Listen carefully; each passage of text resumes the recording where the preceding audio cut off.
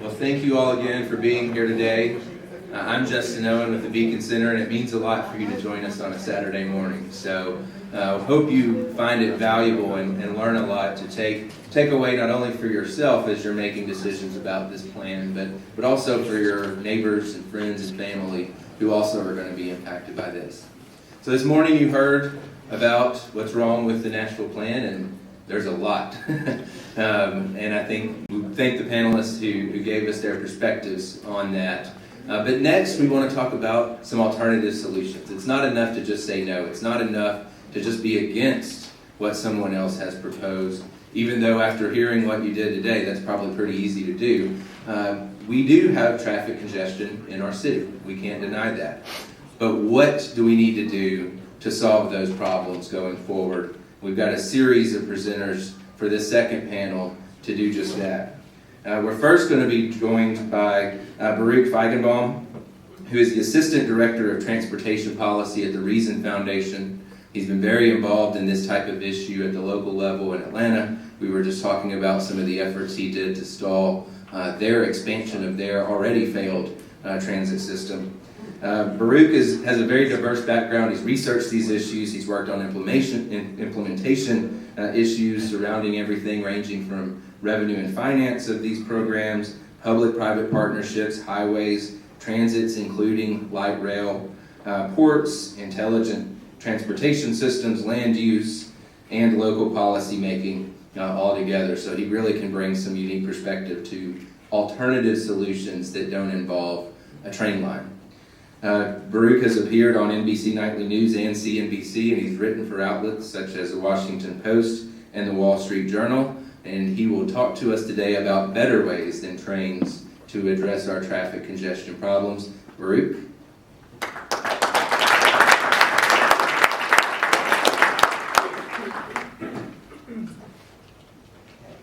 Is the PowerPoint?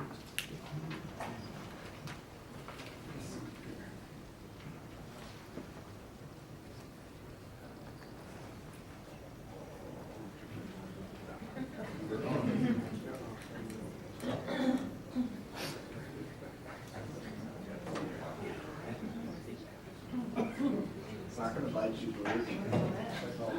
Hey, Ralph. Yes. Will these presentations be available when this is all over? That would be a better question for Justin in terms of video. I'm recording them, and I will put the whole audio available somehow. But that's, if you're looking for individual presentations, So seeing slides, slides and all that, that would be a question I can't answer. Will it be on your Facebook? But Justin might.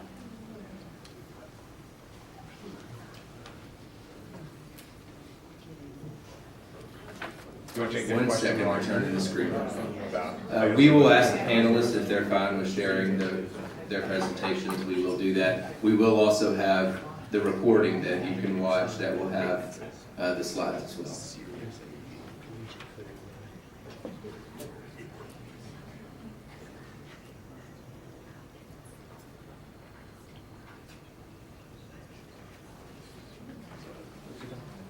What I did. So while we're getting these technical difficulties sorted out, just a couple notes. So my name is Baruch Feigenbaum. Sorry.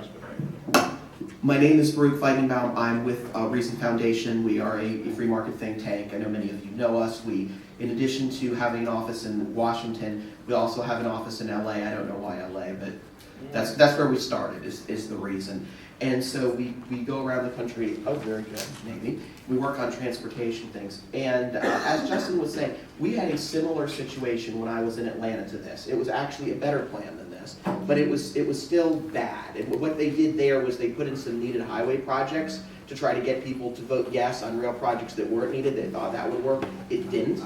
And two of the successes we had were, one, forming a coalition group, and not me, but the local think tank, which was Georgia Public Policy Foundation, just like the Commonwealth Institute, working with groups such as the NAACP and the Sierra Club, if you can believe that, in order to form sort of a grassroots coalition and coming up with a plan B. Because it's been mentioned by speakers numerous times, there is a plan B. It's not just, it's kind of the same playbook. And I do want to thank the Commonwealth Foundation for for having it to me presentations.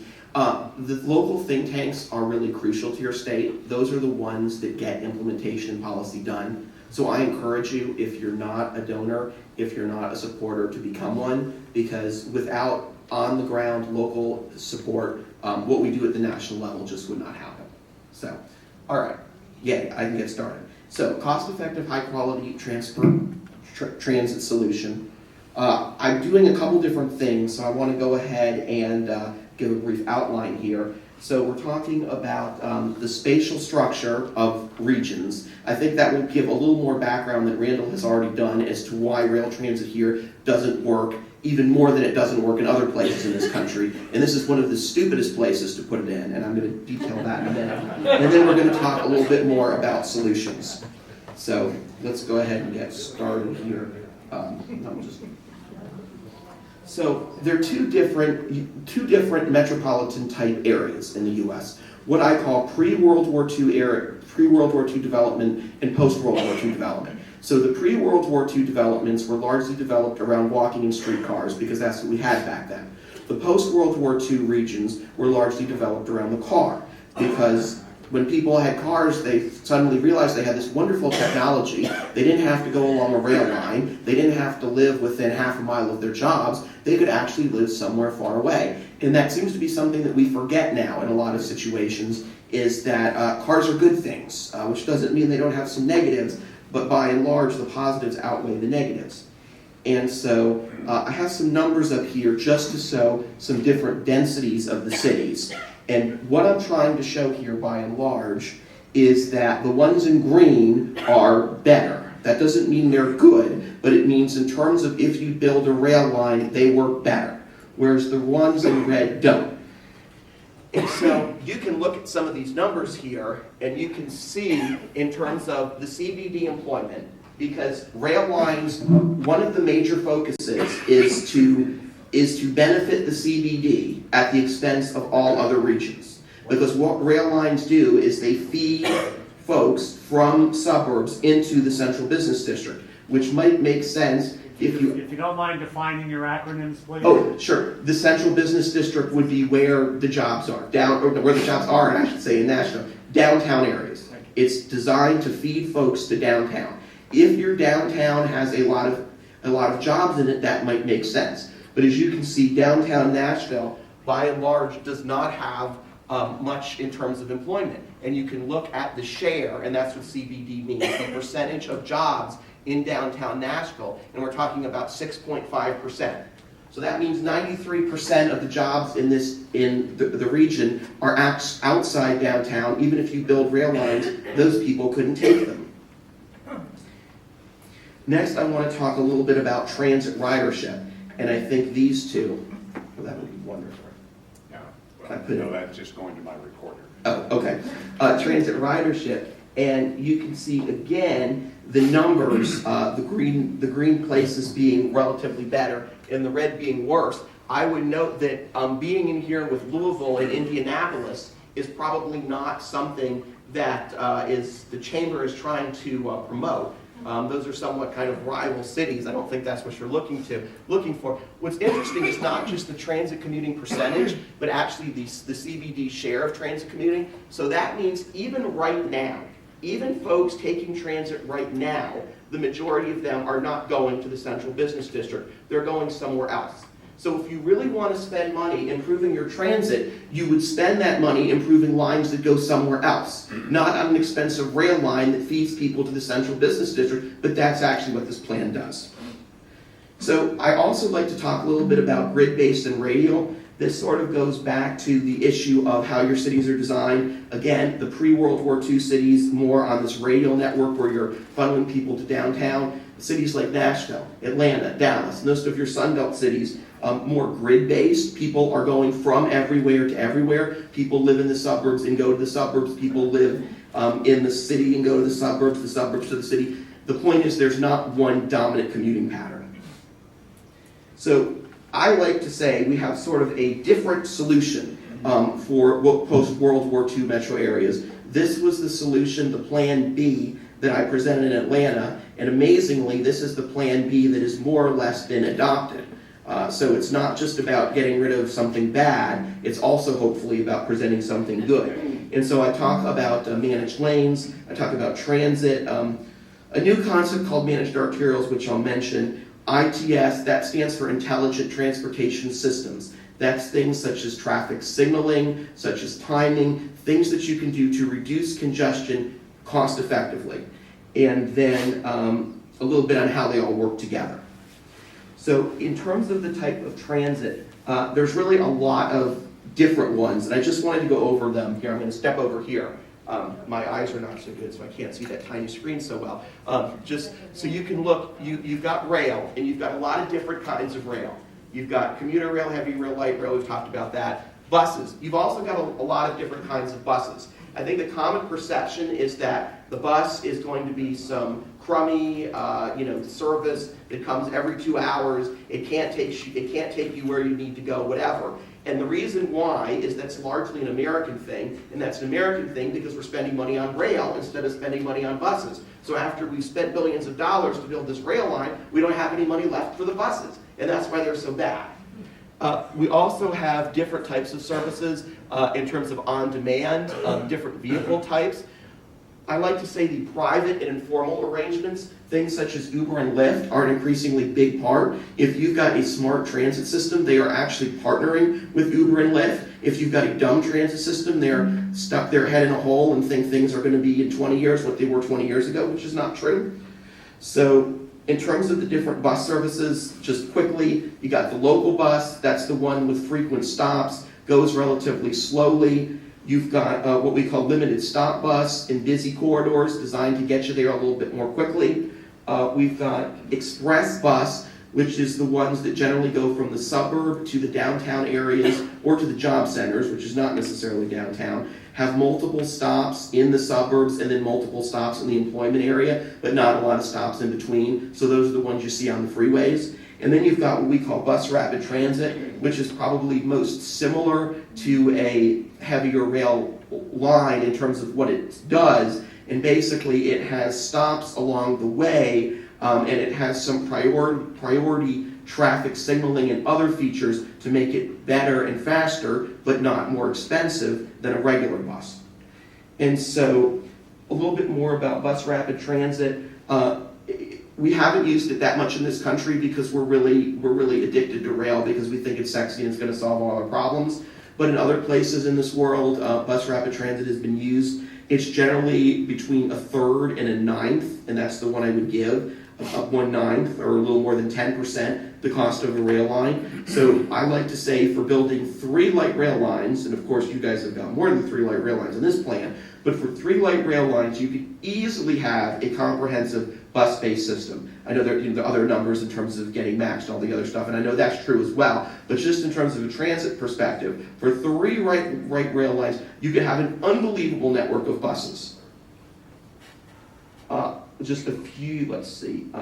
So I have a few pictures here, just because my pictures aren't as good as Randall, but I couldn't go without having some pictures here. So from left to right, you can see we have commuter rail, heavy rail, light rail, local bus. That's a bus rapid transit example. That's a paratransit example. Paratransit is typically used for the elderly and disabled. It can also be used for low density.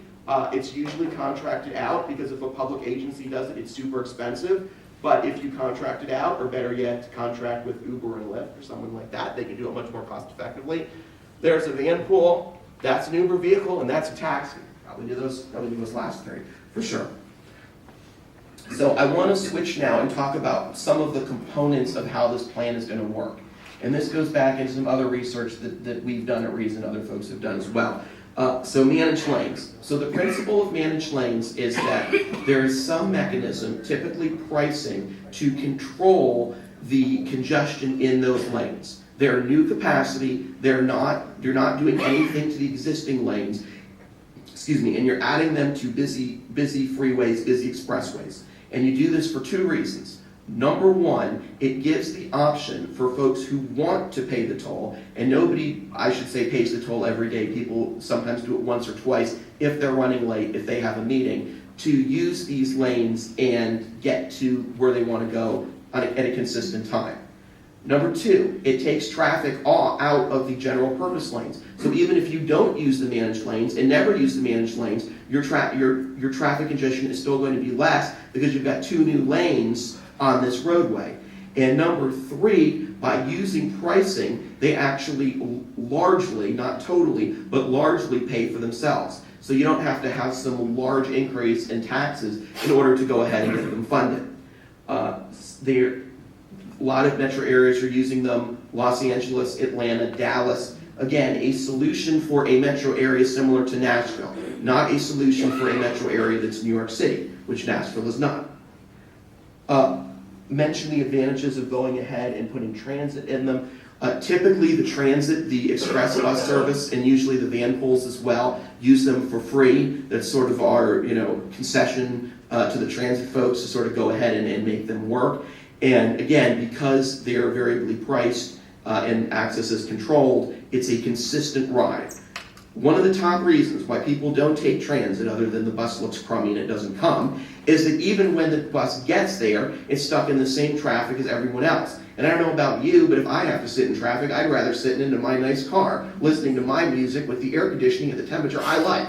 I don't want to sit in a bus talking to a stranger. However, if the bus is going a lot faster than my car is, and I can work in wireless on the bus, and I've got this nice padded seat, well, that just changes the equation a little bit.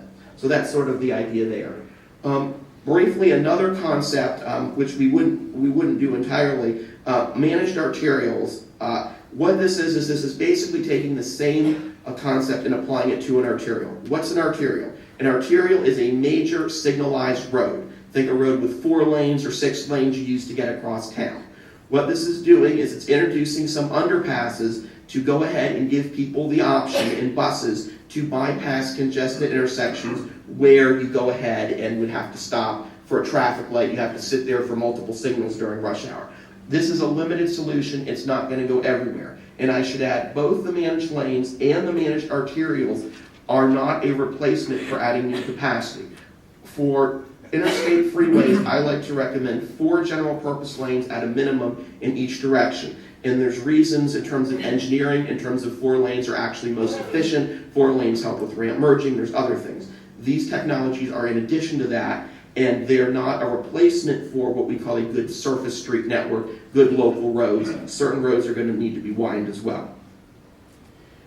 The same concept, the same principle, I should say, that applies to managed lanes, applies to managed arterials in terms of transit. You've got the bus rapid transit lines going ahead and using them in terms of not having to pay the toll and in terms of improving service. We've found in places that have used this access control without the pricing that this does tend to have a big effect. You're seeing a lot of these ideas in some places internationally where they're not hooked to rail, and they've seen what they can do for less. We talked about some of the advantages of transit service. Here's my number with the 1/3 to the 9th of a cost, probably even less than that. There's also some advantages of the bus lines being linked together in terms of connections. I don't want to go into all that because I want to keep us on time, but to say there's other advantages. I mentioned the other parts of the congestion relief. Here's where I mentioned the freeway widenings, especially for everyone who's sitting on I-24, 40, and 65. I also want to talk a little bit more about intelligent transportation systems. So these are the systems that you implement relatively cheaply in order to get improved traffic flow. So traffic signal timing is one of them. I don't know how many of you have sat on a road and the light turns green and the next light turns red and then green and then red and you're like, this is the stupidest thing. So it's pretty easy now for traffic engineers to come up with a system to keep them all green. It's also easy. Some people are worried, well, if all the lights are green, people are going to be speeding through my neighborhood. There's actually a way you can handle that so the traffic goes at, not crazy speed, but a reasonable speed.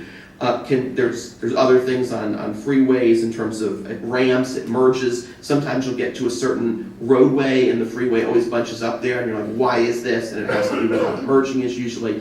The point here is that these solutions are usually very cheap, much cheaper even than roadway widenings, and certainly a fraction of the cost of transit. And if you happen to have a bus and the bus goes on roads, which it does, the buses also take advantage of this. It speeds up the bus service.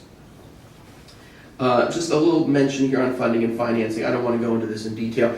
This is just sort of my thing is the sales tax, which I believe is what is promised here, is probably one of the worst ways to pay for transportation. Why? We support what's called a user pay, user benefit system, which means if you're actually using the road, you're paying for it. Sales tax, someone else could be paying for it, and it sounds like one of the things that the promoters have said is, well, the tourists are going to pay for it. Well, obviously, everybody is paying for it, not just the tourists. And sales taxes have other problems, as were highlighted below. So right now, gas tax, we like to say tolls are even a little better than gas taxes because you're paying for the exact road you go on, so it's more of a user pay, user benefit system. We're also looking at a concept called mileage-based user fees. I don't want to get too deep into that, but it's similar to tolling, but it's using it for all roads. And the idea is you get mileage-based user fees, you get rid of the gas tax altogether. We're not there yet, but it's coming. And the last thing I want to mention, the last slide, is on public-private partnerships. And Michael mentioned that a little in his presentation. Public-private partnerships are a way to, I will say, use the private sector, we could call it a partnership, in order to stretch public resources further. And what it does is it takes what the public sector does best, things such as environmental permitting, and what the private sector does best, such as innovation, and melds those together in order to reduce costs. And there's a lot of, I think I put up 5 here, advantages of public-private partnerships, enabling innovation, less risk, shifting risk to the parties that can benefit it best. I think the best example of a public-private partnership I have seen was the I-495 Capital Beltway hot lanes in Virginia. It's actually in Virginia, not Washington, because Washington doesn't come up with any solutions. But it's in Virginia, and the state thought that that it was going to cost, let's say, $2 billion. That's not the number, but I'm just picking a number. $2 billion to rebuild these lanes, to come up with them, put them in. What they were doing is they were widening the capacity of the highway from 8 lanes to 12 lanes, and they were putting in these price-managed lanes I talked about. By partnering with the private sector, they were actually able to reduce costs by 25%, which in highway terms is very impressive. And if you have a number like $2 billion and you're able to reduce that down to $1.5 billion, well, it's still a lot of money, but $500 million is a lot of savings. And so in terms of putting in these new technologies, going ahead and using public-private partnerships are a major way to make them work for these large mega projects. So let me go ahead. I know I've given you a lot, and stop now and have the other presenters, and I'm sure we'll have another round of questions coming up. Thank you.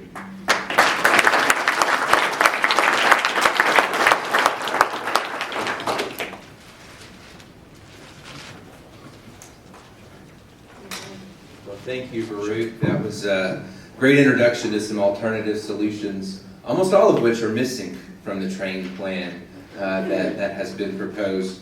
I think there's one in particular that's missing, with the train plan looking backwards into antiquated technology and things moving so rapidly forward in terms of technology that we really need to talk about autonomous vehicles and autonomous ride sharing. And to join us to do that today is Mark Scribner. Mark is a senior fellow at the Competitive Enterprise Institute, and he focuses on transportation, land use, and urban growth policy, frequently advising policymakers at all levels of government on these issues. He's appeared on TV and radio and outlets such as Fox Business Network, NPR, and the Canadian Broadcasting Corporation. His writing has appeared in the USA Today, Forbes, Washington Post, and National Review, among many others. Please welcome Mark Scribner. Mark.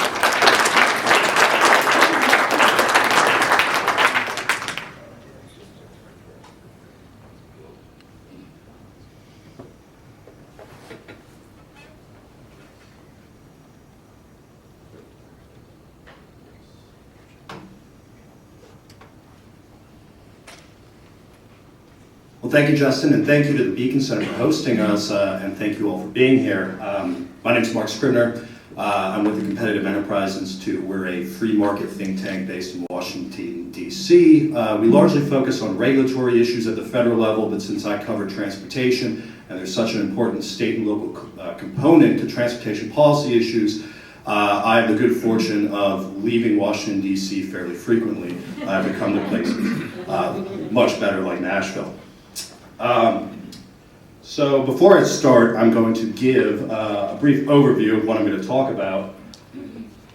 So I'm going to define automated driving systems, so that the technological components that go into what we know as driverless cars, autonomous vehicles, automated vehicles. I'm going to talk about the mobility advantages, or rather the potential mobility advantages, since we're still at a stage where ADS are not ready for prime time, but we're getting closer every day, and I think we'll see them being deployed at more basic levels in the next few years, and then in more complex ways in the coming decade. I'm going to talk about the role of public policy in the deployment of ADS, and talk about some recent developments in Tennessee. And then I'll close with what the title of this panel is, A Better Plan for Nashville, and some broad recommendations for what I think should be thought about in terms of automated vehicles and urban transportation systems. So, what are these things? Well, here is the Society of Automotive Engineers definition. That sounds pretty wonky, talking about dynamic driving tasks and operational design domain levels 3, 4, and 5. What this is these cars have limited to full self-driving functionality. So that's the ability of a car's computer to direct the car in most or all driving situations. And I'm going to briefly get into some of these levels 3, 4, and 5, what SAE is talking about. So, level 3, and the photo on the right is the first Google self-driving car prototype, which was an outfitted Toyota Prius. So this is conditional driving automation. So you can turn off and on the automated system, but the driver controls, the steering wheel, the accelerator pedal, the brake pedal are still there, and it relies on a user fallback. So if the car gets in a situation where the computer can't figure out what to do, it'll say, hey, human driver sitting in the driver's seat, be prepared to take over, and then or if the driver cannot take over, it then goes into what's known as a fallback state. So it'll pull off to the side of the road and turn on to hazards and wait for the driver to do something. That isn't really where we want to go, and that isn't where the focus of the innovation is on right now. It's on the higher levels of automation. This is Google's second major prototype, this low-speed pod car. This is level 4, so this is high driving automation. There's no user fallback, but the operational design domain, so where this vehicle is capable of going, is restricted. So it might be geo-fenced to certain roads within an urban core. It might be for the whole urban core, for the metropolitan area, but it can't go everywhere that a human driver can currently go today in their car. And this is where everyone wants to go. Level 5, full driving automation. So there's no user fallback, just like level 4, but it's an unrestricted ODD. So this car, the future car, is capable of going anywhere that you can go today in your driven vehicle. And these levels 4 and 5 are what are required for things like driverless taxis or driverless transit vehicles. So, some mobility impacts or potential mobility impacts of ADS. You've got private automated vehicles. You know, maybe you live in a certain area or you're wealthy enough where you'll want to own a luxury car, a private car that you keep at your house and can drive you everywhere you want to go. That's one option. You also have shared automated vehicles like robo-taxis. This is VW's concept vehicle called Cedric. It's a cute little taxi there. It'll take you around just like a taxi goes today, but with no driver on board. You can do we might call micro-transit shuttles. So these might be on a fixed route. This is a pilot vehicle in Las Vegas right now. These might operate in downtown areas to provide superior transit functionality at a lower cost, but you won't have the same problems that we have today of having mostly empty, high-capacity transit vehicles rolling around the streets. You can downsize and still provide a high level of fixed-route transit service. But if you do have that demand, if you do have the density, you might want to go to what these high-capacity automated buses, this is a prototype that Toyota first developed in the early aughts and has since been working on off and on. But these have been deployed for limited pilot projects in Japan, but these are the kinds of things that you could do. You have a platoon of transit vehicles, so basically making a road train without the expense of tracks. So there's been a flurry of research in recent years on the potential impacts of automated vehicles. Now, I do caution this is all speculative, this is based on preliminary modeling, but there does seem to be some consensus on some of the issues, but there are also contentious issues that ultimately we won't know until things play out in reality. So for the consensus issues, we know this is going to increase safety. It's really, NHTSA estimates, the National Highway Traffic Safety Administration estimates that between 93 and 95% of fatal vehicle crashes involve a human crash factor, so driver error. Increased accessibility to non-drivers, so if you don't need to have a driver's license, whether or not you're too young, you can't, you're just not bothered to get a license, or a growing concern is that what happens when you're elderly and the state starts taking away your driver's license. And I think this is really where we're going to see a lot of benefits. It's the people who can enjoy the personal mobility benefits of the automobile today finally enjoying those benefits. You're going to see a great reduction in the cost of taxi-style services, robo-taxis. So you can, right now, there was one study that came out of the University of Texas a couple of years ago, and they found, assuming pretty conservative cost estimates, I believe it was a $70,000 vehicle price, so that's about 4.5 times the price of a current taxi vehicle, and then assuming a rate of return of about 20% for the owner of that vehicle, you could charge taxi rates that are about 1/3 of the rates today. So those are conservative estimates. So that means we could provide taxi level service, door-to-door service, approximately potentially at the price of what people currently pay for fixed route transit without that door-to-door service. I think we're going to see reduced demand for off-street parking. I think this will vary depending on where you are. In urban cores, you may see people ditching automobile ownership and relying on robo-taxis or robo-transits. But in the suburbs or rural areas, you may not see that reduced demand. But certainly in urban cores, and parking is very expensive to provide in urban cores, especially when you compare it to alternatives like building more retail space, office space, residential space. But that is likely to result in an increased demand of short-term parking or curbside loading areas. So also things that policymakers in the central cities are going to need to think about going forward.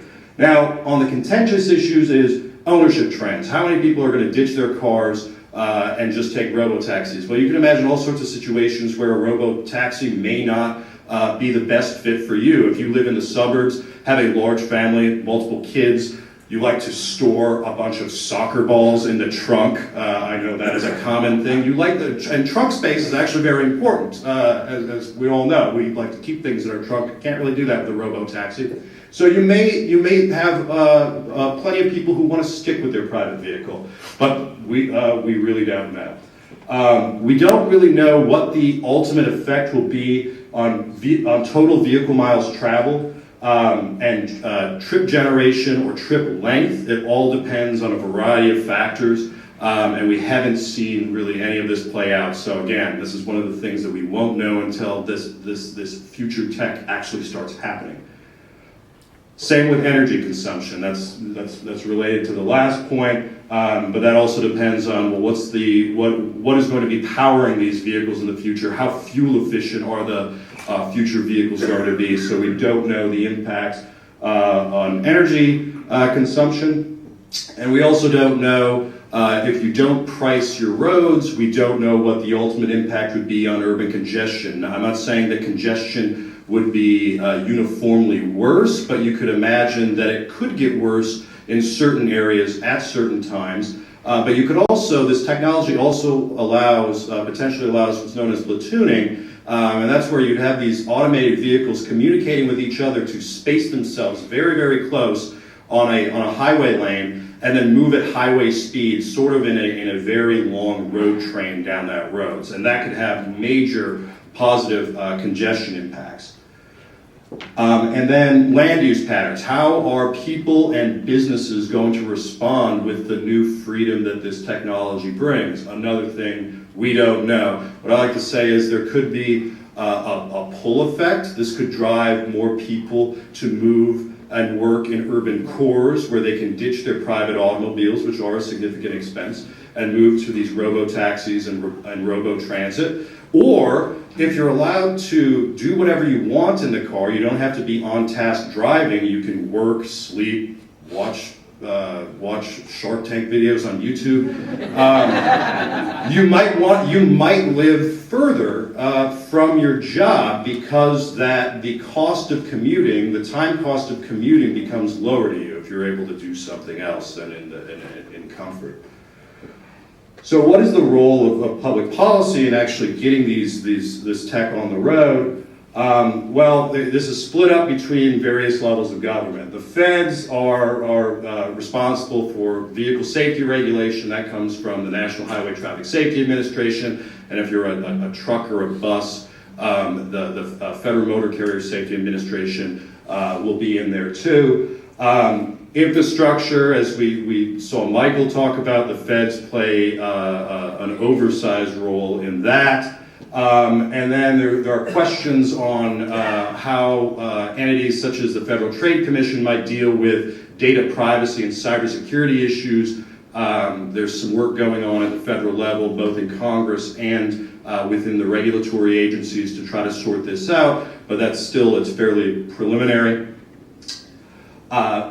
The states are responsible for their traditional automotive duties, so you've got licensing, registration, insurance, also infrastructure. States play a big role, state DOTs, coordinating that federal funding as well as funding projects organically. Traffic enforcement, and then privacy. A lot of states in recent years have adopted a more California model of state privacy regulation. So there's that as well. And then when you get to the local, you've got infrastructure, you've got traffic enforcement and land use. So the point of all this is that these authorities are spread through various levels of government, and to get these cars, these automated vehicles out there as quickly as possible, you're going to want some coordination between the varying levels of government to make sure everything goes as seamlessly as possible. Tennessee is actually a national leader in developing state automated driving system legislation. I remember 5 years ago, shortly after California enacted a heavily criticized comprehensive automated vehicles bill, that I started receiving calls from Tennessee legislators, and they're very thoughtful, and they've done, I think, a pretty good job on this topic. In 2006, we saw the first bill which defined autonomous technology, and this was for the purpose of preempting local governments from banning these, which you saw some, I think, paranoid local officials around the country contemplating such actions. So, I think that's a wise decision to preempt the locals at the state level to prevent really bad policy, outright prohibitions on this from going into effect. Another thing, and there's all sorts of little things in the state motor vehicle codes that are need to going to be updated, but things like we have these TV driver viewing bans that have been on the books for several decades. Those could pose problems depending on the level of automation and the vehicle configuration, and how you define operator, all sorts of things like that. So that's one thing that should be clarified at the state level, and Tennessee has done that. This was another improvement upon the previous bill, and this is just showing that legislators, like everyone else, is an emerging technology, are learning. So expect frequent updates to these definitions and to the policies that relate to automated vehicles as legislators start to gain more information about the technology and better policies that could help promote it. This authorizing automated vehicle platooning, this happened last year. This is what I was talking about, and this is really, the trucking industry is very interested in this right now for obvious reasons, but it allows vehicles to electronically coordinate their speeds, and the trucking industry primarily is looking at lower levels of platooning right now. Hopefully we get to full self-driving in the future if the unions allow it to happen. But the point right now is closing the gap between trucks to reduce the drag. So it's an aerodynamics improvement and the resulting fuel efficiency gains. And then finally, also last year, Tennessee enacted what I think was a pretty solid comprehensive ADS bill. I think there's room for improvement, and I expect the legislature will continue improving it, but let's just say Tennessee did a hell of a lot better than California did in 2012 when it rolled out its comprehensive bill. So I'm going to close with this.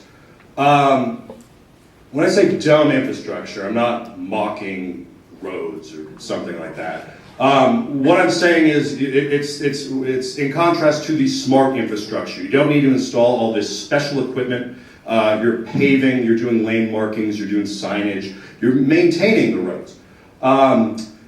And to date, most ADS engineering assumes standard roads. They're not assuming these, going back to the 50s and 60s, and into the 90s, you had people talking about embedding magnets in the roads to direct automated vehicles. Nothing like that. This assumes standard roads relying on the onboard sensors and computer systems of the vehicles to direct the driving task.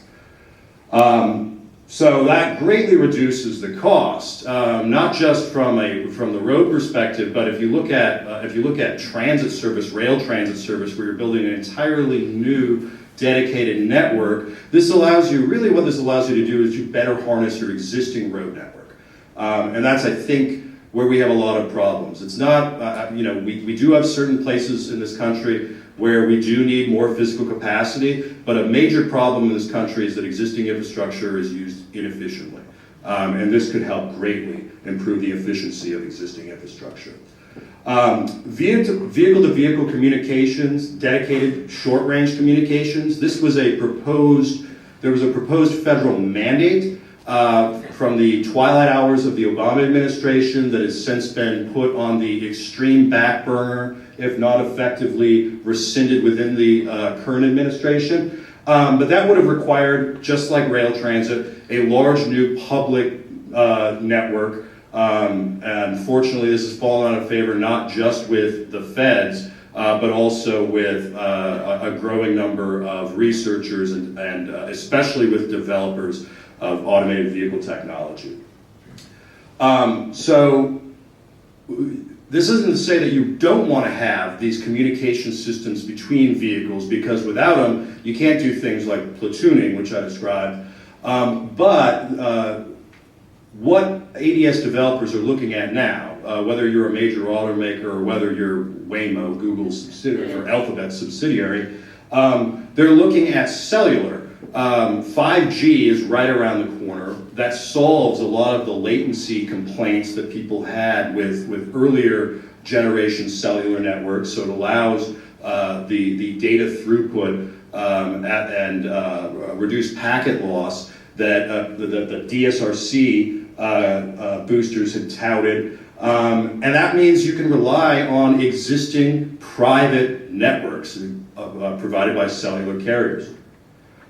So when we talk about smart cities, dumb infrastructure, I think a smarter city approach may be dumb infrastructure roads, harnessing the vehicle-to-everything connectivity from existing private cellular networks. And this, what all this means, put it all together, is that very little public expense has to go into it. Yeah, there's certain expenses that come from government rights of way and things like that, but ultimately we're not talking about really any additional costs to deploy this. This is all being provided and developed privately, so this isn't going to stick it to the taxpayers in the way that Mayor Barry's budget-busting boondoggle would. I had to come up with the alliteration there. So what I think Nashville and every city in the United States should be looking at, they should be interfacing with their state officials. Talk to them about this. They're sending, the state DOTs are sending people to these ADS conferences. They have a lot of competent engineers on staff who are well versed in this. Generally much better than the municipal engineers on staff. So talk to your state DOTs. Recognize that future telecom advances and also workforce evolution, I just want to touch on that, are likely to further increase telecommuting and also different forms of both of employment but also as a result of commuting. The traditional 9 to 5 where you're driving into the central business district has already been declining for decades, and we can expect that to further decline into the future, thanks to largely to technological evolution and also workforce evolution. If you've got transit facilities, maintain them. That's a big problem. We look at we've got $100 billion maintenance backlog nationwide, Randall, give or take. That is the problem. If there are infrastructure problems, everyone talks about an infrastructure crisis in this country. If that does exist, it is the failure of municipal governments to adequately maintain their surface streets and transit systems. And this is, so if you've got a transit system, maintain it. You don't need another one. We don't need this new light rail system here or anywhere. A big problem with transit is the first and last mile challenge, which is getting people from their houses to the transit station and then from the destination transit station to wherever they want to go, to work or wherever.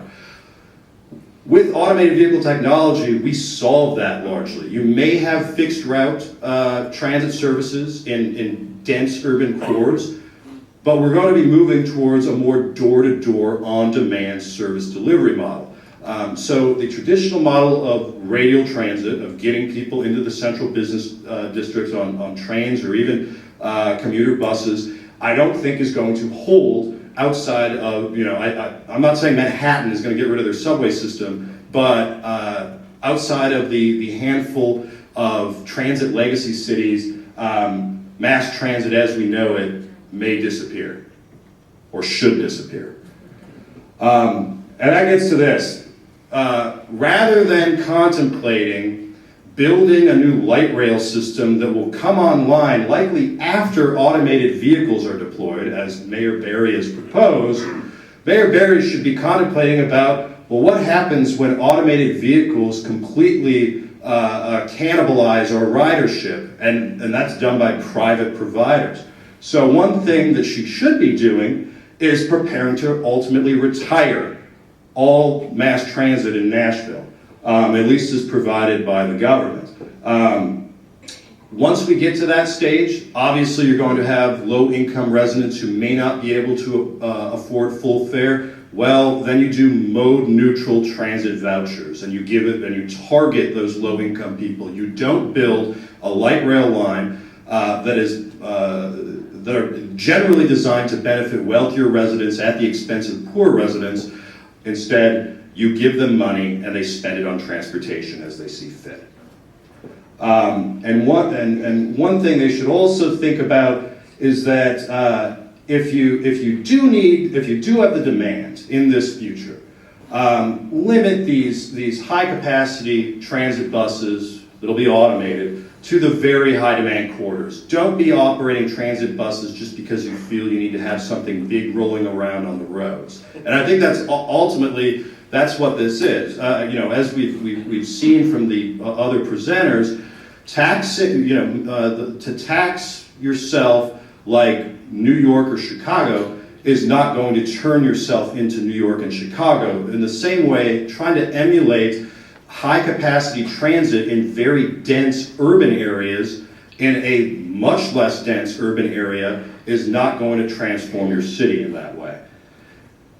And then finally, and Baruch talked about road pricing a little bit, but if future travel demand dictates, if we need some serious congestion solutions, congestion pricing can do that.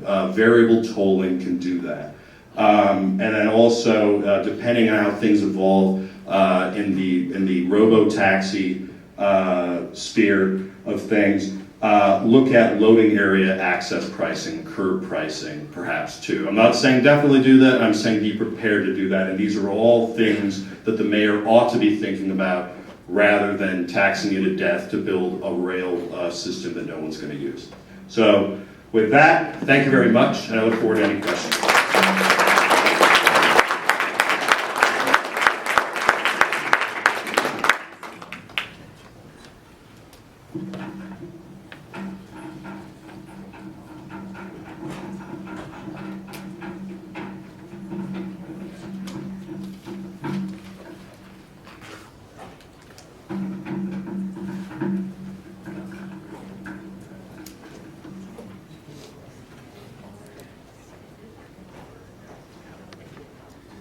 Well, thank you, Mark. And we near the end of our presentations. And we're going to wrap it up in a nice big bow, looking at a bigger picture approach to smarter city planning rather than what has been proposed. And then we'll have our last three presenters come up for one last round of Q&A. I'm proud to now announce our final presenter, Emily Hamilton, to talk about that smarter city planning for the 21st century. Emily's a PhD student at George Mason University, and she's also the policy research manager for the State and Local Policy Project at the Mercatus Center, which is housed at George Mason. Her writing has appeared in USA Today, the Christian Science Monitor, Economic Affairs, and the Philadelphia Inquirer. And with that, please join me in welcoming Emily Hamilton.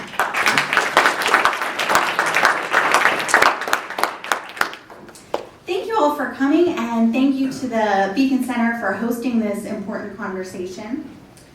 As Mark gave a great picture of some of the benefits that we can expect from autonomous vehicles in the near future, so it's easy to see why city policymakers are very excited in many cases about this technology and are looking for ways to make their cities more amenable to autonomous vehicles.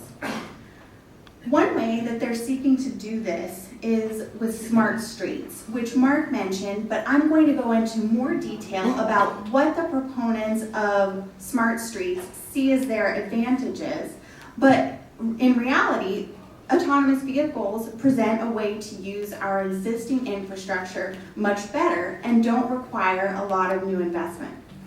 Smart streets are the idea that there will be sensors embedded either in streets or on traffic infrastructure, as in this streetlight example, that will push information to autonomous vehicles and reduce the burden of the onboard sensors that the autonomous vehicles have to make it essentially easier for autonomous vehicles to navigate their surroundings.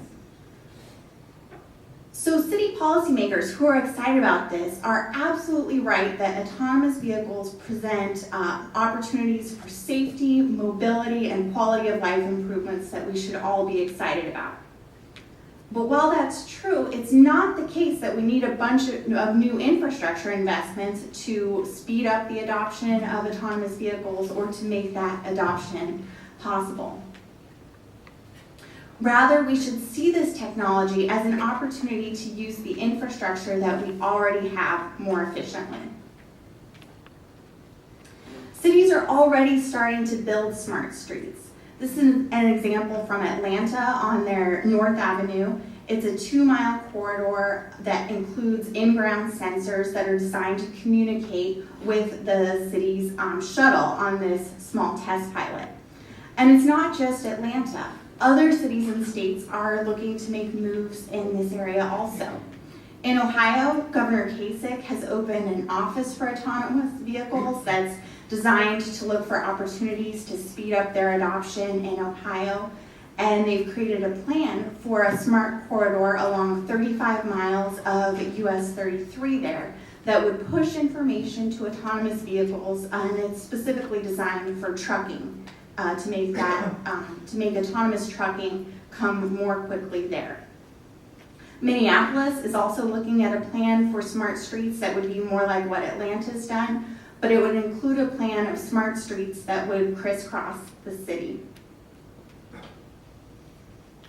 Now, the primary reason why I think it's foolish to invest in smart streets is that innovation in autonomous vehicles is happening incredibly rapidly. A few years ago, it was reasonable to think that sensors that autonomous vehicles were using could get easily confused and could mistake objects around them for something other than what they were, or would have difficulty navigating the roads around them. But today, Waymo, which Mark mentioned is Google's autonomous vehicle subsidiary, is already picking up passengers in Phoenix without anyone in the driver's seat. The technology is already there, and they're not relying on any sort of specific municipal investment. They're just using the existing investments around them to achieve what seems very futuristic still. GM's Cruise, it has unveiled a model of an autonomous vehicle that doesn't even have a steering wheel or pedals, and it anticipates that it will start picking up passengers in its test program within the next year in the Bay Area and again in Arizona. So we don't need to be investing in smart streets. These car companies and tech companies are putting huge investments in this exciting area without relying on the public sector to do it for them. In the past, autonomous vehicle sensors have been confused by precipitation. And so this was one argument for in-street sensors that would push information about the weather to autonomous vehicles. But Torque is a sensor-making company that's created a sensor that works very well in the rain. And so while there still may be some obstacles to work out with precipitation and autonomous vehicles, again, technology in this area is moving incredibly rapidly, and there's no need to try to implement city programs that will solve this technological issue. And finally, proponents of smart streets have argued that autonomous vehicle technology is too expensive when we're looking at the onboard sensor side, and that government investment in road sensors could therefore speed up the adoption of autonomous vehicles. Several years ago, the early Google cars that Mark showed a picture of included $75,000 sensors as their primary sensor and $150,000 worth of total sensor technology. So obviously, $150,000 is a lot of money for a personal car, and that would be an obstacle to widespread adoption. But today, current sensors cost about $8,000, or 90% less than they did just a few years back. And sensor companies are trying to hit a target price of less than $500 within the coming years. So it really won't be for long that onboard sensors are going to present a problem for the adoption of autonomous vehicles. Michael mentioned earlier that there is a shrinking appetite for investment in transit at the federal level, and I think he's right. But I'm concerned that investments in smart streets for autonomous vehicles may be an exception to this general rule. There's a past program through the Department of Transportation that has issued grants to cities that are pursuing smart city projects. And there's a bipartisan bill introduced in Congress right now that would extend and expand this program.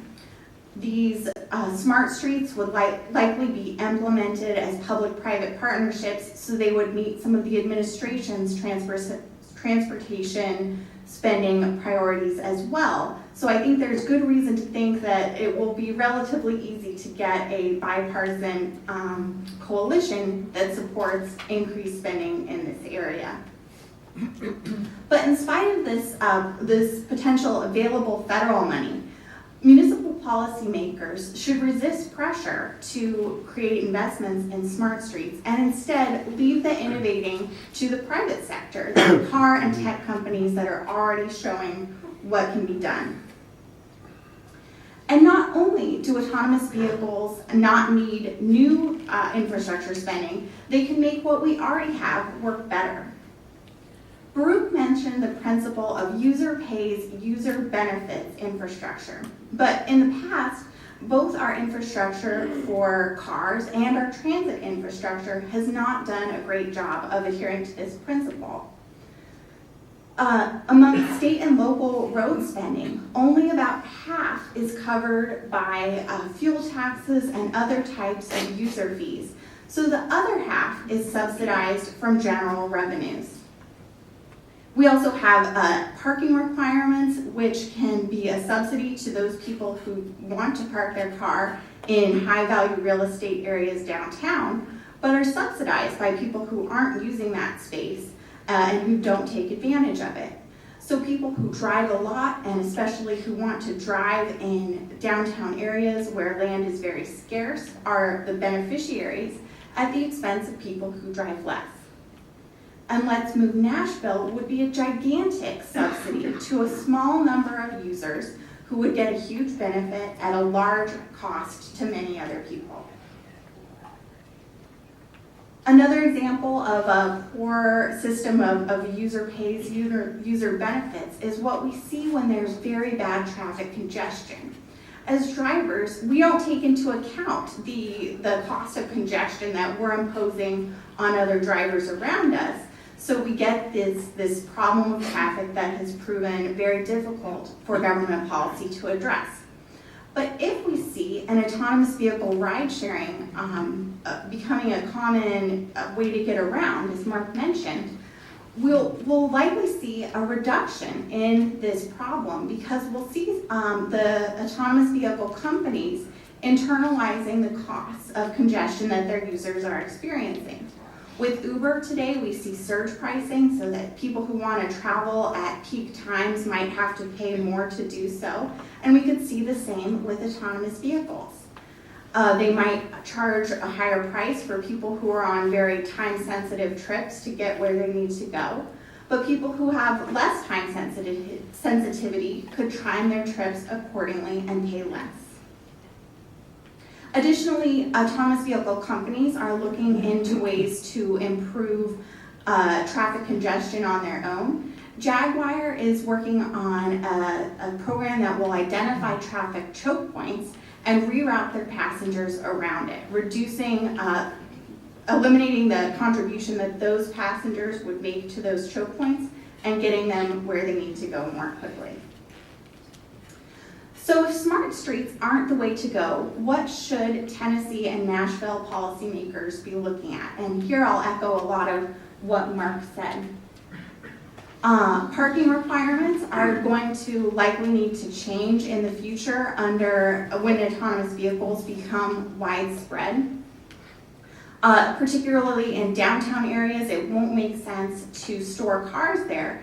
Rather, the cars will be able to drive around looking for other passengers to pick up, or they'll be, if they're user-owned cars, they might be able to go to a farther flung parking spot while the user is in a meeting or whatever and return to pick them up later. There may need to be some changes to traffic management. If autonomous vehicles become very widespread, they will be communicating with each other, as Mark described. So places where we need four-way stops or street lights to manage traffic safely now, we may not need those because autonomous vehicles will be aware of when other vehicles are approaching an intersection and be able to proceed safely without the same controls that we need now. Finally, insurance regulations will need to be adapted to a model where likely corporations are those with the liability for any accidents, whereas now most state laws prevent insurance from being anything other than the typical types of programs that we have today. So to recap, autonomous vehicles present huge opportunities for improving our safety, mobility, and quality of life as we navigate our cities. But this doesn't mean that city policymakers need to be looking for ways to lure them to their cities with smart street technology that will likely be irrelevant in the near future. Rather, cities and states should pursue policies much like what Tennessee is already doing, by legalizing autonomous vehicles and creating platforms where they can innovate and begin to offer benefits to consumers without trying to engineer the way that that comes about with smart streets. Thanks a lot. I look forward to your questions.